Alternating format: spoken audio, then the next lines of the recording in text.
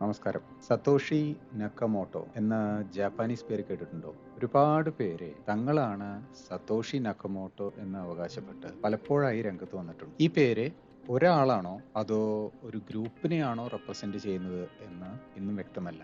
ആരാണ് ഈ സതോഷി നക്കമോട്ടോ? 2009 ലോകത്ത് ആദ്യമായി ബിറ്റ്കോയിൻ എന്ന പേരിൽ ഒരു ക്രിപ്റ്റോ കറൻസി അവതരിപ്പിച്ച ആളാണ് സതോഷി നക്കമോട്ടോ. അന്ന് അവതരിപ്പിച്ച ബിറ്റ്കോയിൻ ആണ് ലോകത്ത് ഇപ്പോൾ ഏറ്റവും പ്രശസ്തമായിട്ടുള്ള ക്രിപ്റ്റോ കറൻസി. ബിറ്റ്കോയിൻ എന്ന ക്രിപ്റ്റോ കറൻസി ഒരു ഡിജിറ്റൽ കറൻസിയാണ്. 1990-കൾ മുതൽ പഠന വിഷയമായിരുന്ന ബ്ലോക്ക് ചെയിൻ ടെക്നോളജി ക്രിപ്റ്റോ കറൻസിയിലൂടെ ആദ്യമായി ഇംപ്ലിമെന്റ് ചെയ്ത ആളാണ് ഈ സതോഷി നക്കമോട്ടോ. എന്താണ് ബ്ലോക്ക് ചെയിൻ? ഇന്ന് ഡിജിറ്റൽ കറൻസിയുമായി ബന്ധപ്പെട്ടാണ് ബ്ലോക്ക് ചെയിൻ ഏറ്റവും കൂടുതൽ അറിയപ്പെടുന്നത്. എന്നാൽ ബിസിനസ് ആപ്ലിക്കേഷൻ രംഗത്തും ഇന്റർനെറ്റ് ലോകത്തും വളരെ പ്രധാനപ്പെട്ട ഒരു ടെക്നോളജിയാണ് blockchain. Blockchain technology ഉപയോഗിക്കുന്നത് ഇൻഫർമേഷൻ സ്റ്റോർ ചെയ്യാൻ വേണ്ടിയാണ്. അതുകൊണ്ട് ബ്ലോക്ക് ചെയിൻ ടെക്നോളജി ഒരു ഇൻഫർമേഷൻ ഡാറ്റാബേസ് ഉണ്ടാക്കാൻ വേണ്ടിയാണ് ഉപയോഗിക്കുന്നത് എന്ന് പറയുന്നതിൽ തെറ്റില്ല. ബ്ലോക്ക് ചെയിൻ എന്ന വാക്കിനെ നമുക്ക് ഒന്ന് സൂം ചെയ്ത് നോക്കാം. ബ്ലോക്ക് പ്ലസ് ചെയിൻ, ഒന്നിൽ കൂടുതൽ ബ്ലോക്കുകളെ വളരെ സെക്യൂർ ആക്കി കണക്ട് ചെയ്ത് ഒരു ചങ്ങല അല്ലെങ്കിൽ ചെയിൻ രൂപപ്പെടുത്തിയാണ് ബ്ലോക്ക് ചെയിനിൽ ഇൻഫർമേഷൻ സ്റ്റോർ ചെയ്തിരിക്കുന്നത്. ഇൻഫർമേഷൻ വളരെ സേഫും സെക്യൂറുമായി സ്റ്റോർ ചെയ്യാനാണ് ബ്ലോക്ക് ചെയിൻ ഡാറ്റാബേസ് ഉപയോഗിക്കുന്നത്.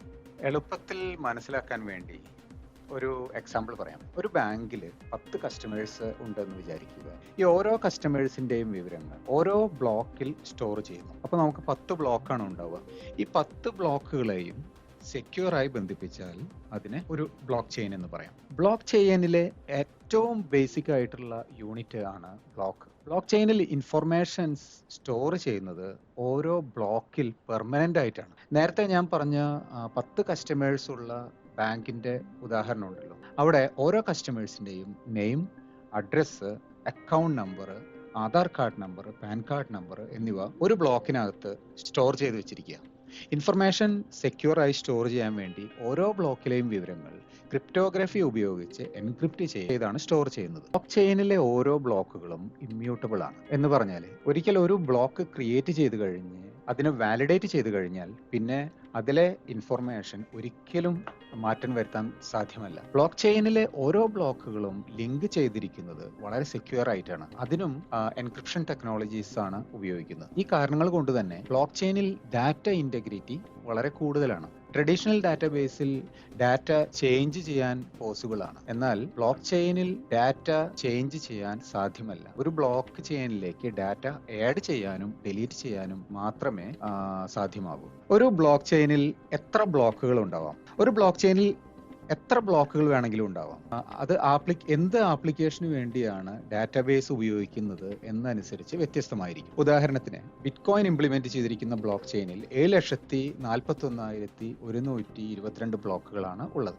ഈ ബിറ്റ്കോയിൻ ട്രാൻസാക്ഷൻസ് പബ്ലിക് ആയതുകൊണ്ടാണ് എനിക്ക് ഈ വിവരങ്ങൾ അറിയാൻ കഴിഞ്ഞത്. ഒരു വെബ്സൈറ്റ് ഉണ്ട്, bitaps.com. ആ വെബ്സൈറ്റിൽ പോയാൽ നിങ്ങൾക്കും ബിറ്റ്കോയിനെ കുറിച്ചുള്ള അപ് ടു ഡേറ്റ് ഇൻഫർമേഷൻ അറിയാനായിട്ട് സാധിക്കും. ബ്ലോക്ക് ചെയിനിലെ വേറൊരു ടെർമിനോളജിയാണ് നോഡ് എന്ന് പറയുന്നത്. ഒരു ബ്ലോക്ക് ചെയിനിൽ ബ്ലോക്കുകൾ സ്റ്റോർ ചെയ്തിരിക്കുന്നത് ഒരു കമ്പ്യൂട്ടറോ അതല്ലെങ്കിൽ ഒരു ലാപ്ടോപ്പിലോ അതല്ലെങ്കിൽ ഒരു സെർവറിലോ ആയിരിക്കാം. അങ്ങനെയുള്ള ഓരോ ഡിവൈസിനെയും നോഡുകൾ എന്നാണ് വിളിക്കുന്നത്. അങ്ങനെയുള്ള പല നോഡുകളും ചേർന്ന ഒരു നെറ്റ്വർക്കാണ് ബ്ലോക്ക് ചെയിനിന്റെ ഇൻഫ്രാസ്ട്രക്ചർ എന്ന് പറയുന്നത്. ഈ നോഡുകൾ ഇന്റർനെറ്റുമായി ബന്ധിപ്പിച്ചിരിക്കുന്നു.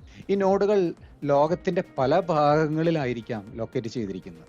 അതായത് ബ്ലോക്ക് ചെയിൻ ഡാറ്റാബേസിൽ സ്റ്റോർ ചെയ്തിരിക്കുന്ന വിവരങ്ങൾ പല കമ്പ്യൂട്ടറുകളിൽ ഡിസ്ട്രിബ്യൂട്ട് ചെയ്താണ് സ്റ്റോർ ചെയ്തിരിക്കുന്നത്. അതുകൊണ്ടാണ് ബ്ലോക്ക് ചെയിനെ ഒരു ഡിസ്ട്രിബ്യൂട്ടഡ് ഡാറ്റാബേസ് എന്ന് വിളിക്കുന്നത്. പ്രൈമർലി ബ്ലോക്ക് ചെയിനെ 2 ആയിട്ട് ക്ലാസിഫൈ ചെയ്തിരിക്കുന്നു. ഒന്ന് public blockchain, 2 private blockchain. ഇന്റർനെറ്റിലേക്ക് ആക്സസ് ഉള്ള ഏതൊരാൾ ജോയിൻ ചെയ്യാൻ കഴിയുന്ന രീതിയിലുള്ള സെക്യൂരിറ്റി ഇംപ്ലിമെന്റ് ചെയ്തിരിക്കുന്ന ബ്ലോക്ക് ചെയിൻ നെറ്റ്വർക്കാണ് പബ്ലിക് ബ്ലോക്ക് ചെയിൻ എന്ന് പറയുന്നത്.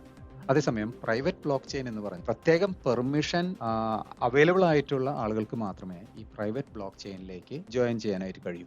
ബ്ലോക്ക് ചെയിന്റെ ആപ്ലിക്കേഷൻസിനെ കുറിച്ച് പറയുകയാണെങ്കിൽ പ്രൈമറിലി നമ്മൾ ക്രിപ്റ്റോ കറൻസിയുമായി ബന്ധപ്പെട്ടാണ് ബ്ലോക്ക് ചെയിനെ കുറിച്ച് പറഞ്ഞു കേൾക്കുന്നത്. എന്നാൽ ബാക്കിയുള്ള ഒരുപാട് ബിസിനസ് ആപ്ലിക്കേഷന് വേണ്ടി ബ്ലോക്ക് ചെയിൻ ഇന്ന് ഉപയോഗിച്ച് വരുന്നുണ്ട്. അതായത് supply chain, health care, government, retail, manufacturing, insurance, financial services എന്നീ മേഖലകളിലൊക്കെ ബ്ലോക്ക് ചെയിൻ ടെക്നോളജി പല ആവശ്യങ്ങൾക്കായി ഇംപ്ലിമെന്റ് ചെയ്തിട്ടുണ്ട്. ബ്ലോക്ക് ചെയിൻ്റെ സെക്യൂരിറ്റി, ട്രാൻസ്പെറൻസി, ട്രേസബിലിറ്റി, എഫിഷ്യൻസി എന്ന ബെനിഫിറ്റ്സ് ഒക്കെ കാരണം മിക്കവാറും എല്ലാ ബിസിനസ്സുകളിലും ഈ ടെക്നോളജി ഉപയോഗിക്കാൻ തുടങ്ങിയിരിക്കുന്നു. വരുന്ന വർഷങ്ങളിലൊക്കെ ഈ ടെക്നോളജി കൂടുതൽ പുതിയ പുതിയ മേഖലകളിലെ പ്രചാരം നേടും എന്നാണ് വിവിധ കമ്പനികൾ നടത്തിയ പഠനങ്ങൾ കാണിക്കുന്നത്. ബ്ലോക്ക് ചെയിനെ കുറിച്ച് കൂടുതൽ അറിയണമെങ്കിൽ ഒരുപാട് ഫ്രീ ആയിട്ടുള്ള ലേണിംഗ് മെറ്റീരിയൽസ് ഇന്റർനെറ്റിൽ അവൈലബിൾ ആണ്. ഈ വീഡിയോ പ്രിപ്പയർ ചെയ്യാൻ വേണ്ടി ഞാൻ റെഫർ ചെയ്ത വെബ്സൈറ്റുകളുടെ ലിങ്ക് ഈ വീഡിയോയുടെ താഴെ പോസ്റ്റ് ചെയ്തിട്ടുണ്ട്. നിങ്ങളുടെ